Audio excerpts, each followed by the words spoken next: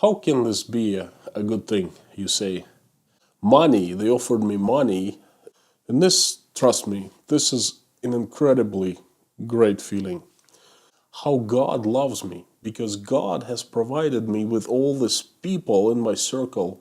Do you know how it is to be placed under home arrest as a COVID-19 patient in Moscow? And is COVID-19 a catastrophe or a blessing in disguise? Yes, you heard me. A blessing in disguise. I guess it depends on what angle you look at it, and I'm going to tell you which angle I am looking at it. If we're meeting for the first time, my name is Konstantin and welcome to Letters to King. We're living in today's Russia explained by the insider you can trust. And today is going to be another medical update, and I hope it's going to be one of the few last medical updates, because I am sick of this COVID-19 coverage. First, I will tell you what's been going on around us organization-wise, how the government is keeping us in one place isolated, and what's going on with the doctors, if they keep calling me and checking on me every day. Then I will tell you what this COVID-19 experience for the second time has been for me.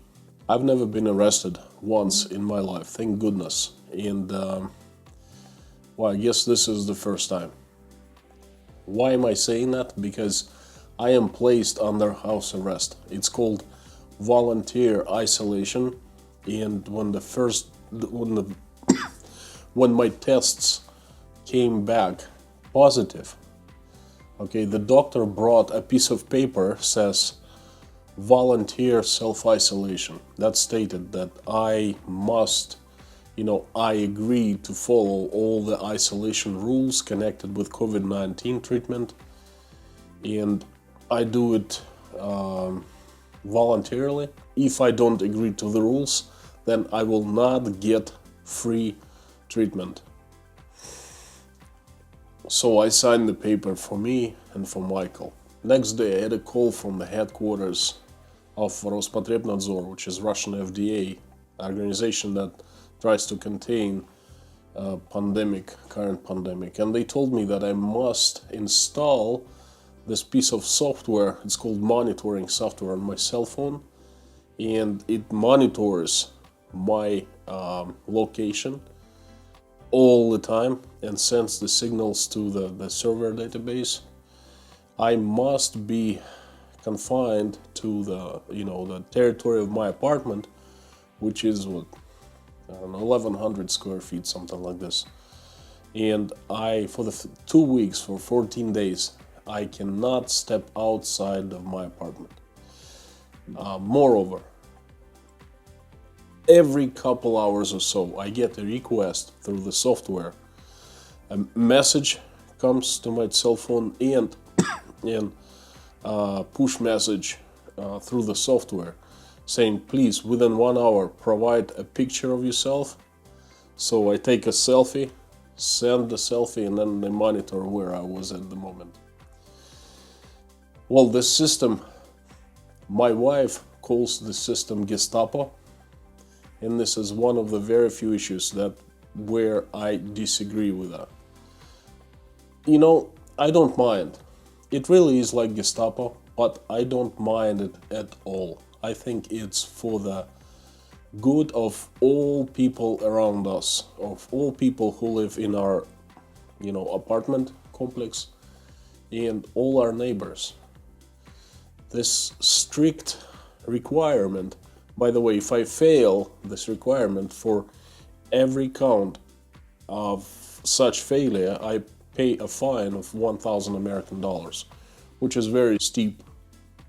So this guarantees that I stay inside, I stay self-isolated, and I don't get outside of my apartment. And you know what? This is the best social distancing. I don't believe in social distancing. I don't believe in masks. I don't believe that they greatly reduce the risk of contracting, COVID-19. But what I really believe in is staying home and not poking your nose around in public places when you're sick. And this Gestapo system ensures just that. It ensures that mandatory people have to stay home and not spread their disease around. It's not like they're leaving us here, you know. If we don't have medicine, if we don't have doctors will come and bring us, you know, whatever we need, the pills, you know. If we get worse, then they will take us to the hospital. And if we run out of food, they will contact volunteer organizations here in Moscow, and the volunteers will come and bring us free food. So also we can get delivery from like any food store around us. They all deliver now. And by the way, people are not really afraid of coronavirus here. I've ordered a couple deliveries and I warned people. I said I'm infected with COVID-19. They were just like, hey, no big deal. We just leave it under the door, and when you pick it up, we'll just step aside. That's it. People not afraid of COVID anymore. It's become normalcy. We just, being a little extra careful, that's all. Doctors keep coming. Doctors keep calling. I get 3 to 4 calls from different organizations, including my local doctor who's monitoring me personally. They ask for my vitals, my oxygen saturation, for my temperature, body temperature, for pressure, blood pressure, things like that. They ask me how I'm feeling, but to be honest with you, I'm feeling better today. I feel like I'm getting, on the way up. The crisis is over, thank goodness, so I'm okay. By the way, if you find this video interesting, please consider liking and subscribing to the channel so you don't miss any further updates. And I hope there won't be many more medical updates. Now to the very interesting question. So what do you really think? Is COVID-19 a catastrophe? Or it's a good thing that can happen to any one of us? How can this be a good thing, you say?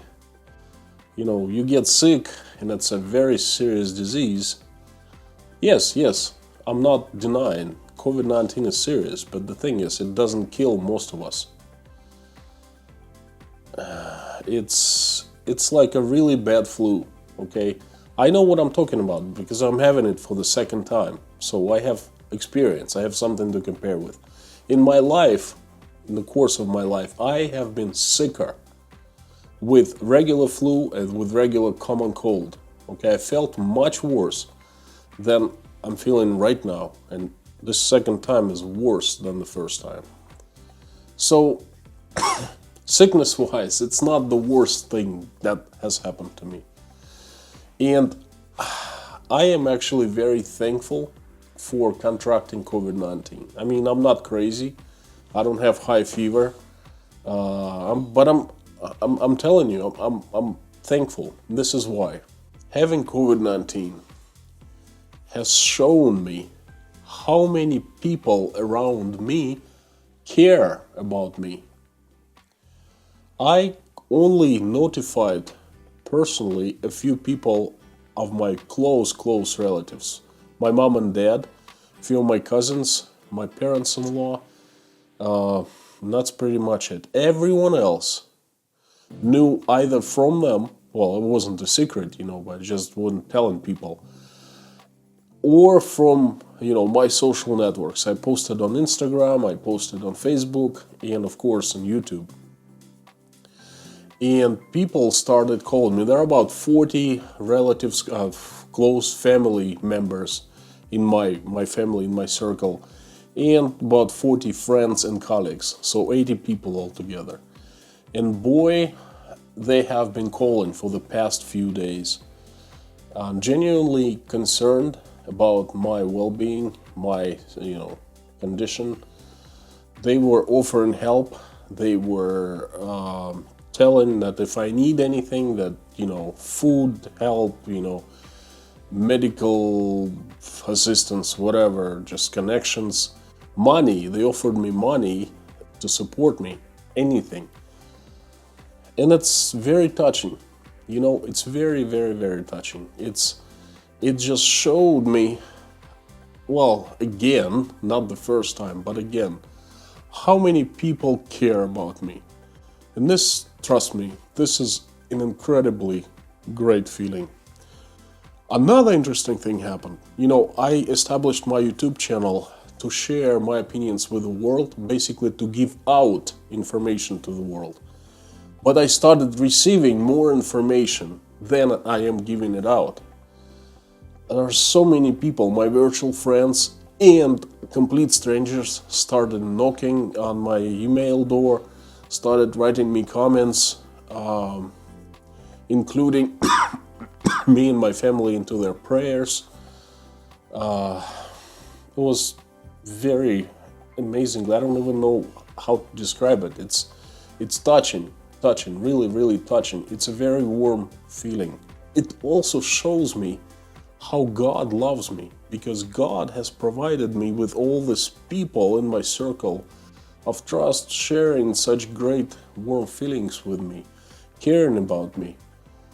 That's nothing short of God's love. And I've thought about it.